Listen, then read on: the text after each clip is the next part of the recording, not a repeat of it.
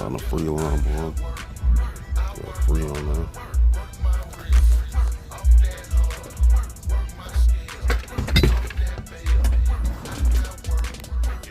That's how you find it.